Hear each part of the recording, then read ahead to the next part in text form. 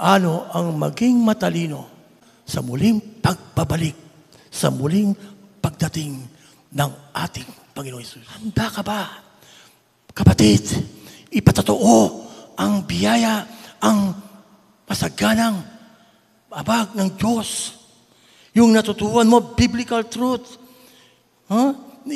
Pinapakita, nakikita sa buhay mo.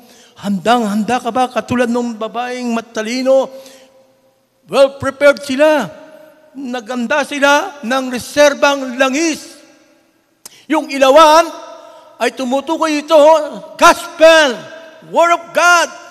Kaya Psalm 119:105, ang salita mo ilawan sa ating mga paa at liwanag sa ating landas. Kumusta na po ang ilaw sa puso mo, kapatid? Kumusta ang ilaw mo? Aandap-andap o nanatiling maliwanag?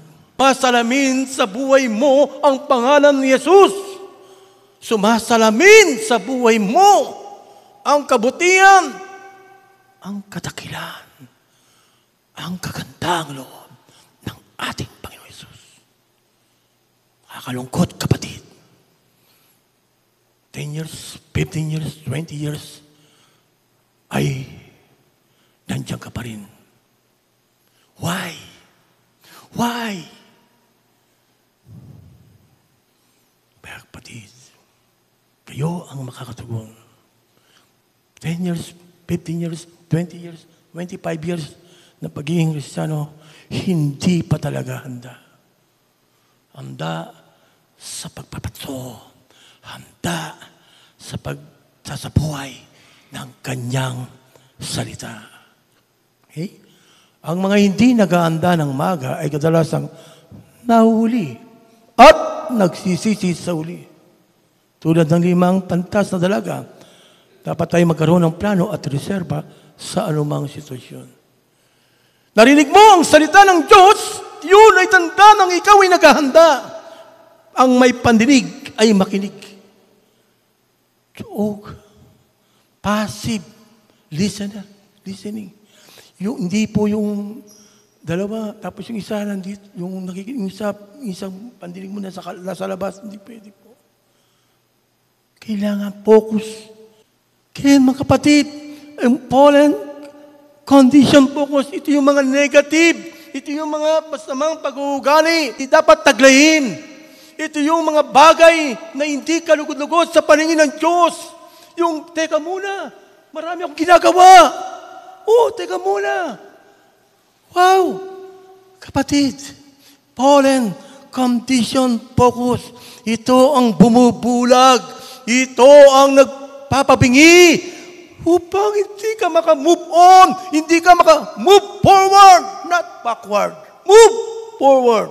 Ang pagiging handa ay isang mahalagang ugali na nagdudulot ng tagumpay at kapanatagan sa buhay.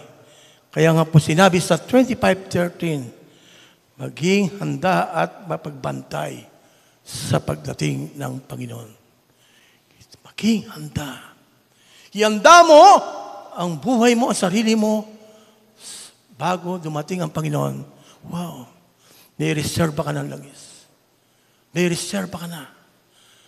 Ikaw, nakikiibahagi, nakikisa sa pagdurusa ng ating Panginoong Hesus. Ibig sabihin, nasa iyo na ang kaligtasan, biyaya ng Diyos, ibinigay na sa iyo ang kaligtasan, naranasan mo ang kaligtasan. Ang tanong, titigil ka na ba? Kapatid, kailangan patuloy na nakikita sa buhay mo ang tunay na kaligtasan na ipinagkaloob ng Diyos. Yes, kapatid, araw-araw na paglakad kasama ang Diyos. Ang paghahanda ay nangangailangan ng parehong relasyon sa Diyos sa pamagitan ng pananalangin. Pag-aaral ng kanyang salita. Pagsunod sa kanyang kalooban. Hindi paghahanda yung ikaw. Marami kang alam. Hindi tunay na paghahanda.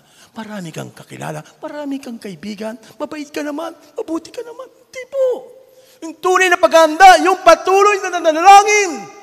Pray without ceasing. Study hard every day. Pag-aaral, pagsasaliksik, pagsusuri ng salita ng Diyos. Yes. Kung dumating ang exam at hindi ka nakapag-aral, tinanong sa iyo, mga tanong sa mga pagsulit, anong sasagot mo? Hindi ka ready. Kapag may nagtanong sa iyo, hindi ka ready. Mahirap. Huwag kasi hindi ako pastor, hindi ako elder. No! Bawat membro may ministeryo. Bawat membro may pananagutan sa Diyos. Lahat tayo, kapatid. Hindi lang yung mga tagapangaral, yung mga tumatay sa pulpito. Lahat tayo.